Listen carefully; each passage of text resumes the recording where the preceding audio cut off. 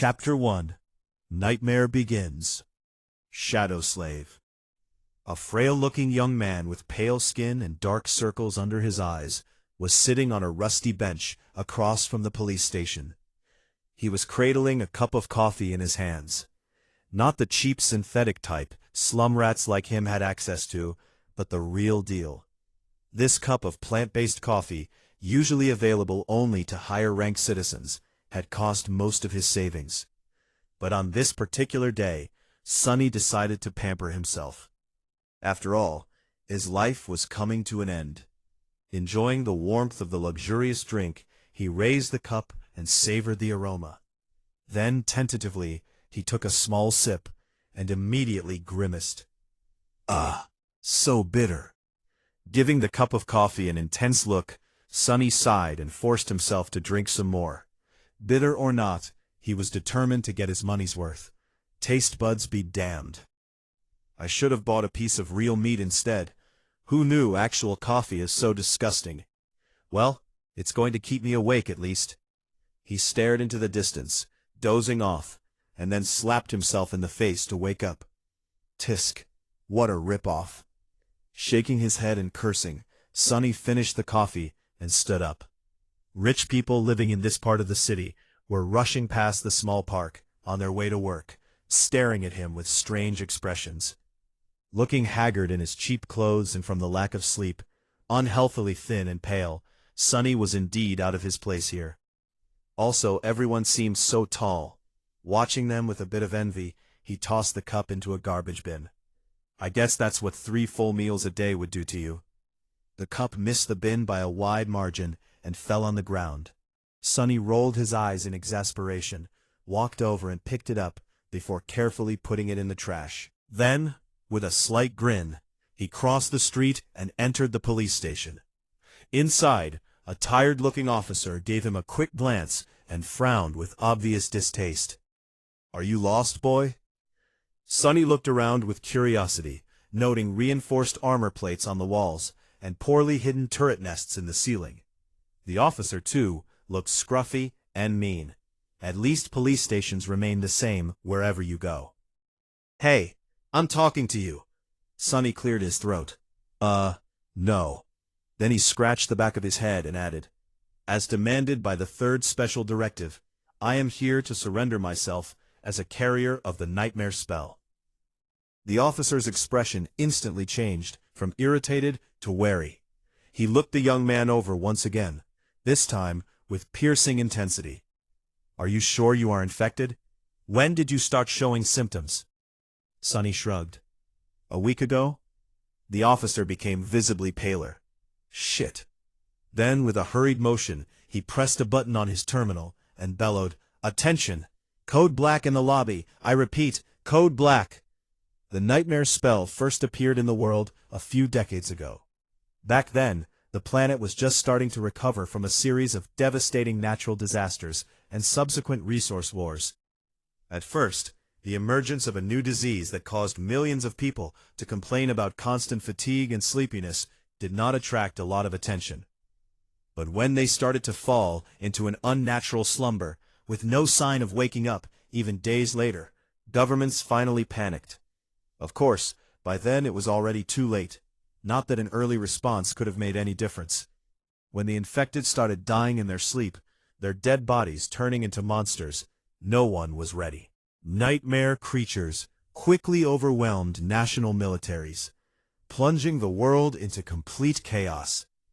No one knew what the spell was, what powers it possessed, and how to fight it. In the end, it was the awakened, those who survived the first trials of the spell and came back alive, who put a stop to its rampage. Armed with miraculous abilities earned in their nightmares, they restored peace and created a semblance of a new order. Of course, it was only the first of the catastrophes brought upon by the spell. But as far as Sonny was concerned, none of it had anything to do with him. Not until a few days ago, that is, when he first started having trouble with staying awake. For an average person, being chosen by the spell was as much of a risk as an opportunity. Kids learn survival skills and fighting techniques in school, on the off chance of being infected. Well-to-do families hired private tutors to train their children in all sorts of martial arts. Those from the awakened clans even had access to powerful legacies, wielding inherited memories and echoes in their first visit to the dream realm. The richer your family was, the better your chances of surviving and becoming an awakened were. But for Sunny, who had no family to speak of and spent most of his time scrounging for food instead of going to school, being chosen by the spell presented no opportunity at all. To him, it was basically a death sentence. A few minutes later, Sunny was yawning, while several policemen were busy putting him in restraints. Soon he was fastened into a bulky chair that looked like a weird mix between a hospital bed and a torture device. The room they were in was situated in the basement of the police station, with thick armored walls and a formidable-looking vault door. Other officers were standing near the walls with automatic rifles in their hands and grim expressions on their faces. Sunny did not particularly care about them. The only thing he could think about was how much he wanted to sleep. Finally, the vault door opened, and a gray-haired policeman walked in. He had a seasoned face and stern eyes, looking like someone who had seen a lot of terrible things in his life. After checking the restraints, the policeman glanced quickly on his wristwatch and then turned to Sunny. "What's your name, kid?" Sunny blinked a few times, trying to concentrate, then shifted uncomfortably. "Sunless." The old policeman raised an eyebrow. "Sunless? That's a strange name." Sunny tried to shrug, but found himself unable to move. "What's so strange about it? At least I have a name. Back in the outskirts, not everyone even gets one." After another yawn, he added, "It's because I was born during a solar eclipse. My mom had a poetic soul, you see. That's why he got this weird-ass name, and his little sister was called Rain, back when she still lived with them at least." Whether it was the result of poetic imagination or simple laziness, he did not know. The old policeman grunted. "Do you want me to contact your family?" Sunny simply shook his head. "There's no one. Don't bother." For a second there was a dark look on the policeman's face. Then his expression turned serious. "All right, Sunless. How long can you stay awake?" Not long." The policeman sighed. "Then we don't have time for the full procedure. Try to resist for as long as you can, and listen to me very carefully, okay?" Not waiting for a response, he added, "How much do you know about the nightmare spell?" Sunny gave him a questioning look. "As much as anyone, I guess. Who doesn't know about the spell? Not the fancy stuff you see in dramas and hear in the propaganda broadcasts. I mean, how much do you really know?" That was a hard question to answer. Don't I just go into the dream realm, kill a few monsters to complete the first nightmare, receive magic powers and become an awakened? The old policeman shook his head.